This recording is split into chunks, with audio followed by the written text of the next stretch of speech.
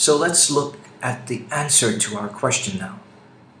If there are 128 albinos in the population, 128 out of 200, or 0.64, is the frequency of this genotype, which in our equation we have termed Q squared. And if Q squared is equal to 0.64, then it follows that Q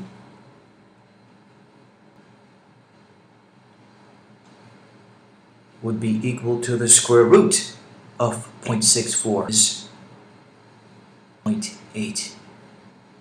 And if P plus Q, the two alleles, the dominant and the recessive, have to be equal to 1, and Q is 0.8, then P would be equal to 1 minus 0.8, which equals 0.2. Then the frequency of the homozygous dominant, or P squared, is equal to 0.2 squared, which is 0.04. And the frequency of the heterozygous genotype, 2PQ, would be equal to, adding 0.32 to 0.04 to 0.64 gives you 1. So P squared plus 2PQ plus Q squared gives you 1. Back to our specific question. Estimate the number of squirrels out of the 200 that are homozygous dominant and heterozygous. So leaving the answer as 0.04 would not be an actual number.